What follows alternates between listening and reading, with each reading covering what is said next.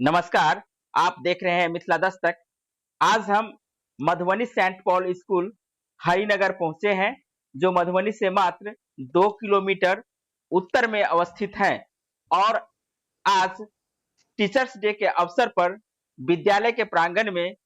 कार्यक्रम रखी गई है, जिसमें स्कूल के बच्चे एवं उनके पेरेंट्स के साथ ही इस संस्थान में विशिष्ट अतिथि के रूप में दूर-दूर से गेस्ट आए हुए हैं। आने वाले समय में मधुबनी सेंट पॉल स्कूल की जो रूपरेखा है वो किस प्रकार की होगी, इसके संदर्भ में हम बात करते हैं शशि रंजन सर से, जो यहाँ आज के कार्यक्रम के मुख्य अतिथि के रूप में उपस्थित है। सर, क्या कहना चाहेंगे इस अवसर पर, जहां मधुबनी सेंट पॉल स्कूल एक सुदूर इलाके में अवस्थित है और ये विद्यालय उन बच्चों के लिए और उन पेरेंट्स के लिए किस प्रकार की देन रहेगी, तो आप इसके संदर्भ में कुछ बताएं। धन्यवाद। सबसे पहले हम मिथिला दस्तक एवं मिथिला दस्तक के पूरी टीम का हम आभार व्यक्त करते हैं। साथ ही साथ सेंट पॉल स्कूल के जो डायरेक्टर हैं आदरणीय श्री किरण कुमारी जी का हम आभार व्यक्त करते हैं कि आप शिक्षा के माध्यम से समाज के सबसे अंतिम पैदान पर अटके हुए व्यक्ति के लिए आप कम पैसा में बेहतरीन शिक्षा और गरीब, खासकर गरीब तबके के बच्चों के लिए आप उपलब्ध करा रहे हैं। यह काफी प्रशंसनीय है, काफी अनुकरणीय भी है। आज के डेट में जहां पर शिक्षा का पूरी तरह आधुनिकीकरण के साथ साथ व्यवसायीकरण हो गया है, शिक्षा आज के डेट में दान नहीं करके बल्कि शिक्षा का बेचा जा रहा है। वहां पर आपके द्वारा कम पैसा में बच्चे को अच्छा शिक्षा दिया जाता है। खासकर इस विद्यालय की सबसे बड़ी मैं जब इस विद्यालय में आया तो मैंने देखा कि यहाँ बच्चे छोटे छोटे हैं और काफी आपके जो स्कूल्स के टीचर्स हैं, स्कूल के जो डायरेक्टर हैं, वो काफी बच्चों को प्रोत्साहित करते हैं। दूसरा बात मैंने नोट किया, आपके स्कूल का जो सराउंडिंग एरिया है, तकरीबन मैंने यहाँ के एक स्थानीय लोगों से पूछा तो उन्होंने बताया सर मधुबनी जिला से सटे 3 किलोमीटर लगभग में है और उत्तर दिशा में है। यहाँ से लगभग 2 या 3 गाँव का जो है एरिया सर कवर होता है और 2-3 गांव के बच्चे सर आते हैं। निश्चित रूप से गांव में हमारे ऐसे वर्ग के लोग रहते हैं जिन्हें माकूल शिक्षा, कम पैसे में अच्छी शिक्षा उनके बच्चों को उपलब्ध नहीं हो पाती है, वैसे प्रतिभाओं को निखरने का मौका नहीं मिलता है। तो वैसे जगह पर आप शिक्षा का प्रचार प्रसार कर अपने स्कूल के माध्यम से आप बच्चों को शिक्षा देने का काम कर रहे हैं। यह आपको मैं कोटि से अक्षर बधाई देता हूँ। साथ ही साथ आज 5 सितंबर को शिक्षक दिवस के रूप में जो मनाया जाता है, भारत के द्वितीय राष्ट्रपति डॉक्टर सर्वपल्लभ राधाकृष्णन जी के जन्मदिन पर मनाया जाता है। लेकिन इससे पहले भी मैं बताना चाहता हूं आपको कि भारत एक बहुत बड़ा देश जो विभिन्न संस्कृति, भाषा, क्षेत्र, जाति, धर्म, मजहब में और विभिन्न सामाजिक रूढ़िवादिता में फंसा हुआ था। वहां पर प्रथम शिक्षक और शिक्षिका का काम ज्योतिबा फूले एवं माता सावित्री बाई ने किया था। जहां से महिलाओं को शिक्षा के लिए अलग जगाई, कई प्रेरणा हुई। इसके बाद स्कूल, जब माता सावित्री बाई ने स्कूल खोली तो स्कूल देने के जमीन के लिए किसी ने आगे नहीं बढ़ा। तो वहां पर एक हमारे मुस्लिम समाज की एक महिला थी, उनका नाम शेख फातिमा थी। जो ये शेख फातिमा और माता सावित्री बाई ने शिक्षा के क्षेत्र में खासकर महिलाओं को और वंचित समाज की महिलाओं को, पिछड़े समाज की महिलाओं को शिक्षा के मुख्य धारा से लाया और इसके समर्थन में ज्योतिबा फूले साहब ने काफी प्रयास किया समाज के अंधविश्वासों को दूर। क्योंकि किसी भी परिवार की सबसे बड़ा रीढ़ महिलाएं होती है। जब किसी परिवार की महिलाएं जब पढ़ी लिखी शिक्षित होती है तो निश्चित रूप से उसका परिवार और उसका समाज आगे बढ़ता है। सर, जिस प्रकार से मधुबनी सेंट पॉल स्कूल एक ऐसे क्षेत्र में है जहां बेहतर शिक्षा व्यवस्था नहीं है और ऐसे जगह में संस्थापक महोदय ने जिस हौसला और एक रिस्क के साथ विद्यालय खोली है, क्या इस विद्यालय की उपयोगिता आने वाले समय में एक बेहतर विकल्प इस क्षेत्र के लोगों के लिए खुलेगी? देखिए, मैं यही तो बात आपको बताना चाह रहा था। मैंने अपने वक्तव्य में कहा कि मैं जैसे ही यहाँ आया तो मैं यहाँ के इन्वायरमेंट, सराउंडिंग और स्कूल के कल्चर, यहाँ के डायरेक्टर, यहाँ के टीचर्स, यहाँ के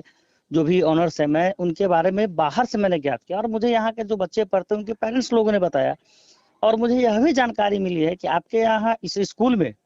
जो अत्यंत निर्धन छात्र है, अगर उसके पेरेंट्स किसी प्रकार का अपनी अगर गिरभांस को रखते हैं, अपनी जी, बातों को एफोर्ट रखते हैं, नहीं करते हैं जी। अपनी समर्थाओं को रखते हैं कि सर मैं बहुत निर्धन हूँ, मेरा बच्चा पढ़ने वाला है लेकिन मेरे पास पैसा नहीं है, तो मैंने इस बात का छानबीन किया कि यह बात सही में है या स्कूल अपनी पब्लिसिटी के लिए कर रहा है। तो मुझे यह बात पूरी तरह से डायरेक्टर महोदय आदरणीय श्री किरण कुमारी ने बताया, और वहां के मैंने जब उन पढ़े बच्चों से मैंने पूछा तो बच्चों ने ही बताया कि नहीं सर, मेरी फीस नहीं ली जाती है। और मैं इसलिए स्कूल का मैं हार्दिक बधाई देता हूं कि यह निश्चित रूप से आज के भौतिकवादी युग में जहां लोग बड़े बड़े एडवर्टाइजमेंट करते हैं, बड़े बड़े शोबाजी करते हैं, उस परिस्थिति में आप एक छोटा सा अपने एक बहुत ही लगन से, मेहनत से एक प्रयास करके आप छोटे से माहौल में जहां पर कम शुल्क लेते हैं, वहीं पर आप लगभग आपके स्कूल में तकरीबन 20 या 15 बच्चों को टॉप 20 का शायद रखा गया है, मुझे जैसा बताया गया है, तो बच्चे को पढ़ाया जाता है। तो यह काफी अनुकरणीय है। अनुकरणीय के साथ साथ यह दूसरे के लिए एक माइलस्टोन है। जो दूसरा स्कूल है, जो बड़े बड़े स्कूल है, उनके लिए माइलस्टोन है कि आप सीखे, आप दूसरों से सीखे। जो एक स्कूल आज के समय में एक छोटा सा उसका ये हुआ, स्थापना हुआ, और वो स्कूल इतनी बड़ी हिम्मत दिखा रहा है कि वह जहां पर 100 बच्चे पढ़ते हैं, वहां पर वह 10 बच्चा 15 बच्चा को फ्री ऑफ कॉस्ट एजुकेशन दे रहा है। तो आप कहीं ना कहीं यह समाज परिवर्तन की तरफ अक्सर है। और आपके स्कूल के माध्यम से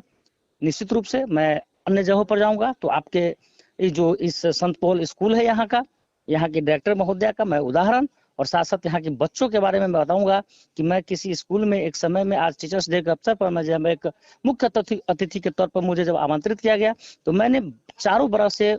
मैंने इस चीज का रीड किया, इस चीज को समझा, यहाँ के गार्जियनों से, बच्चों से जाना परखा, और यह बात सही प्रतीत हुई। तो उस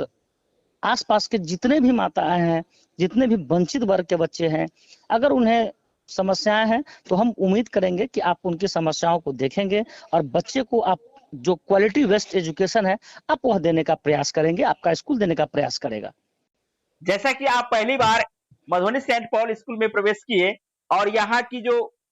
वातावरण है शैक्षणिक दृष्टिकोण से वो किस प्रकार लगी, साथ में ये जो विद्यालय अवस्थित है एक ग्रामीण क्षेत्र में, और ग्रामीण क्षेत्र में शिक्षा का जो स्तर है वो कहीं ना कहीं बाजार में जो शिक्षा का स्तर है उससे इतर होकर के बच्चे और पेरेंट्स